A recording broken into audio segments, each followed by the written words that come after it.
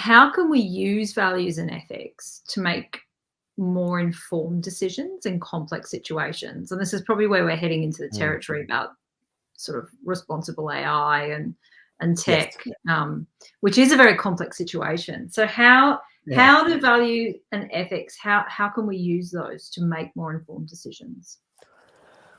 Yeah, so look, it's a big and complex world in a lot of ways, Anna. We can never have all of the information. Sometimes we have very good information, but it's only ever it's like a partial map of like a really large territory.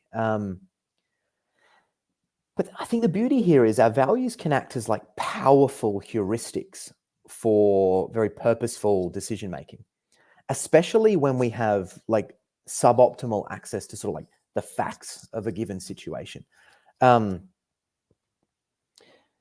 problem here, however, is that just having some values doesn't seem to do much, especially in an organizational setting.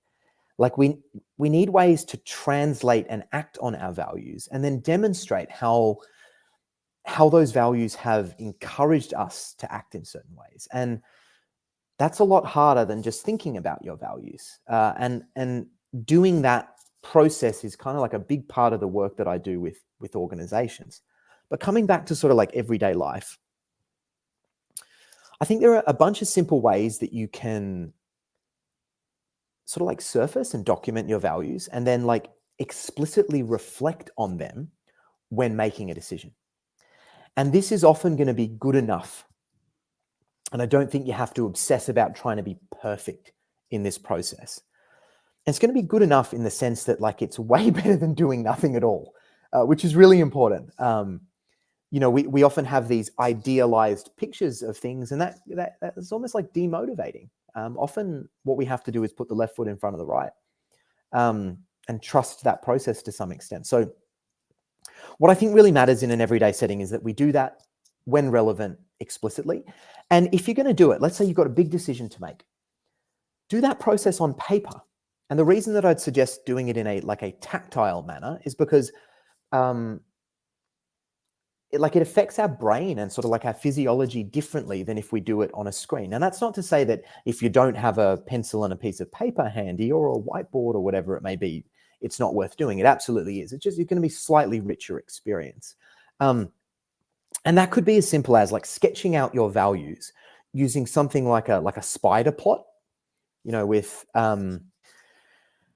and then basically asking questions about how the values relate to the decision. And then through that process, you'll probably do some really great reflection. You'll produce a cool visual about your values that you can show your friends. Good pub talk.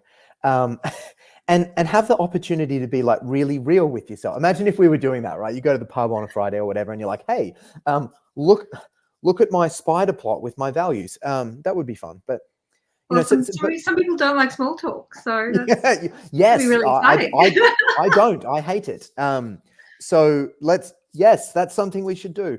But that process itself, it won't always be easy. And one of the things when I'm teaching people how to do this value sensitive reflection or any type of practical approach to ethics, one of the hardest things that folks struggle with is just making what was previously quite implicit explicit. It's really hard. So don't be hard on yourself. Be compassionate, be kind. Recognize it's going to take time. You're going to stumble. It's going to feel tricky. You're going to want to give up. But probably know as well that you're capable of doing it. It's both harder and easier than you think. And I think a general sort of statement that's reasonably defensible, it will probably almost certainly be like overall good in terms of your development as a person doing this type of stuff.